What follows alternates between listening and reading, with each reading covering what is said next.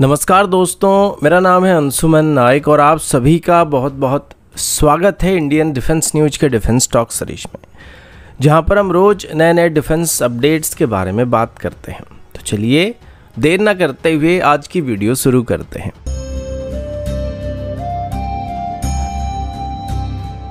आज की पहली अपडेट Su-30 MKI एयरक्राफ्ट की तरफ से है।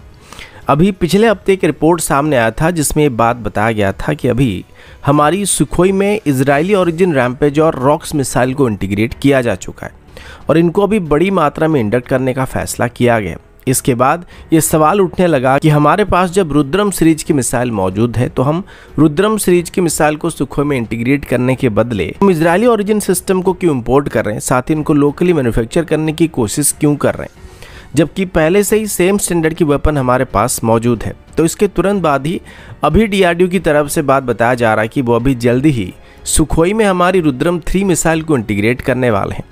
रुद्रम 3 अपने सीरीज का सबसे नया मिसाइल है और इसका रेंज करीब 550 किलोमीटर तक होने वाली है।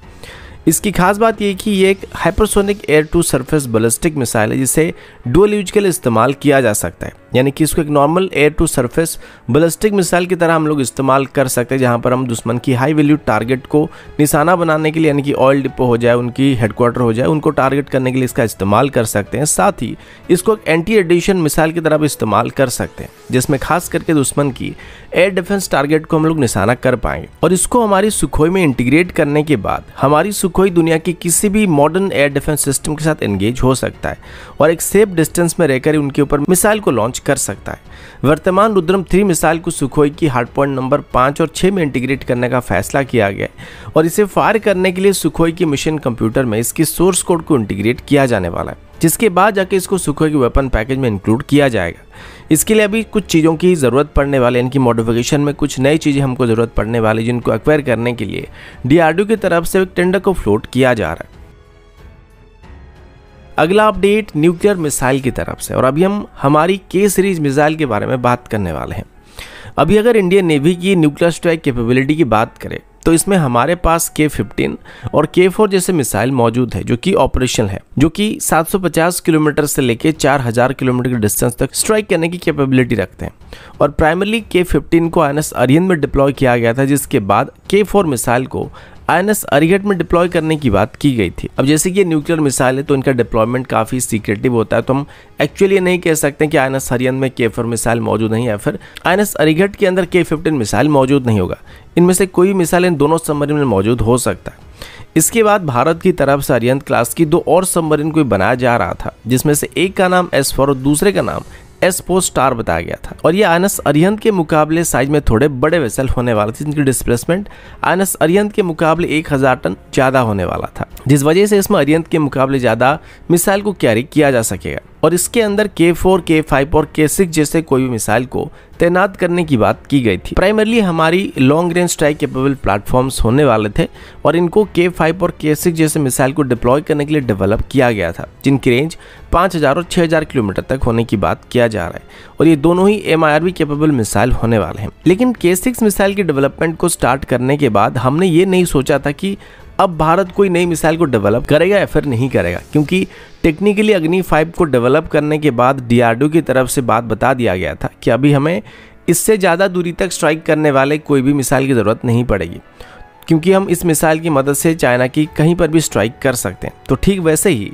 अगर K-6 मिसाइल की बात करें तो इसका रेंज लगभग 6000 किलोमीटर तक होने वाला है। तो उसके बाद शायद ही हमें कोई दूसरा सबमरीन लॉन्च बैलिस्टिक मिसाइल को डेवलप करने की ज़रूरत पड़ने वाली है, क्योंकि हम इसकी मदद से चाइना के कहीं पर भी स्ट्राइक कर सकते हैं। लेकिन अभी कुछ डिफेंस पोर्टल में क्लेम किया जा रहा है कि इसके बाद भी भारत अपनी K सीरीज मिसाइल की डेवलपमेंट को जारी रखने वाला है। और खास करके जो S5 क्लास का सबमरीन अभी बनाया जा रहा है, जिसका डिस्प्लेसमेंट लगभग अरिहंत क्लास के सबमरीन्स के मुकाबले 2 गुना ज़्यादा होने वाले, जो कि 13000 टन के आसपास होने की उम्मीद किया जा रहा है, उसमें एक नई long range submarine launch ballistic missile को तैनात किया जाएगा, जिसका नाम K-8 बताया जा रहा है। हालांकि अभी तक इस मिसाइल की डेवलपमेंट को लेके गवर्नमेंट की तरफ से या DRDO की तरफ से कोई भी ऑफिशियल स्टेटमेंट को इशू नहीं किया गया, लेकिन इस तरीके की प्रोजेक्ट काफ़ी सीक्रेट होते हैं और S5 क्लास की सबमरीन की डिस्प्लेसमेंट भी लगभग 13,000 टन के आसपास होने की उम्मीद किया जा रहा है। तो इसमें K8 जैसे मिसाइल को इंटीग्रेट करने का तर्क दिया जा रहा है। हालांकि K6 भी इसके लिए काफ़ी सुइटेबल ऑप्शन होने वाला है, क्योंकि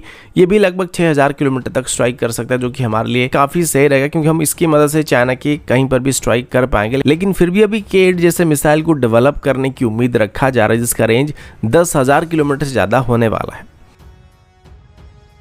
अगला अपडेट अंडर वाटर वॉरफेयर की तरफ से है। 1-2 दिन पहले मैंने आपको एक वीडियो में बताया था कि किस तरीके से आगे चल के जो ऑटोनोमस अंडर वाटर व्हीकल्स या ड्रोन्स हैं, ये हमारे बड़े से बड़े साइज की वॉरशिप के लिए एक मेजर खतरा बन जाएंगे। अगर आप वो वीडियो नहीं देखे तो जाकर आप पहले उसको देख सकते हैं, उसके लिंक आपको डिस्क्रिप्शन में और वीडियो के एंड में मिल जाएगा। अब वापस अंडर वाटर ड्रोन की बात करें तो इस सेगमेंट में भारत भी पीछे नहीं चल रहा है और ऐसे सिस्टम को भारत भी डेवलप करने की कोशिश कर रहा है। अब 2023 में हमारी डिफेंस मिनिस्ट्री की तरफ से एक टेंडर को फ्लोट किया गया था, जिसमें 12 अंडर वाटर ड्रोन को एक्वायर करने की बात की गई थी। ये एक्चुअली एक लार्जर साइज की अंडर वाटर ड्रोन्स होने वाले थे, जिनको आप अनमेन्ड सबमरीन भी कह सकते हैं। और जिस तरीके की मिडजेट सबमरीन को पाकिस्तान इस्तेमाल कर रहा है, ये उन्हीं का एक अनमेन्ड वर्जन होने वाले थे। और डिफेंस मिनिस्ट्री की तरफ से इनको extra large unmanned under water vehicle project का नाम दिया गया था। इनको mainly anti submarine warfare, anti surface warfare और एक normal surveillance mission, recon mission या माइन को डिटेक्ट करने के लिए इस्तेमाल किया जा सकता है। अनमेन्ड सबमरीन होने की वजह से इसमें एक नॉर्मल सबमरीन के मुकाबले कई गुना ज़्यादा सेंसर्स को भी इंस्टॉल करने की जरूरत पड़ने वाली है, ताकि हमको बेहतर सिचुएशनल अवेयरनेस मिल सके। और इसी वजह से इनमें बो सोनार, फ्लैंक टेरेस सोनार और टोड अरे सोनार के अलावा आई बैंड रडार, बाकी कई तरह के इलेक्ट्रो ऑप्टिकल सिस्टम भी इंस्टॉल होने वाली, जो कि इसको अंडर वाटर कंडीशन में आसानी से ऑपरेट करने की मदद करने वाले हैं। इसके अलावा इसमें मल्टीबीम इको सोल्डर्स और सब बटन प्रोफाइलर्स भी मौजूद रहेंगे, जो कि इसको किसी भी चीज से कोलाइड होने से बचाने के साथ साथ सी बेड को मैप करने में मदद करने वाले हैं। इसके अलावा इसके अंदर सैटेलाइट कम्युनिकेशन सिस्टम भी मौजूद होने वाला है, जिस वजह से ये कहीं से भी आसानी से ऑपरेट किए जा सके और अपने हेडक्वार्टर के साथ डाटा को एक्सचेंज कर सकेंगे। इन सभी सिस्टम को मेक इन इंडिया स्कीम के अंदर बनाया जाने वाला और अभी 2025 तक इसकी पहली यूनिट की टेस्ट को करने का प्लान किया जा रहा है, जिस वजह से अभी इसको पूरी तरीके से फास्ट ट्रैक मोड में डेवलप किया जाने वाला है। तो दोस्तों, अभी के लिए इतना ही। मिलता हूँ आपसे अगले वीडियो में, तब तक के लिए जय हिंद, वंदे मातरम।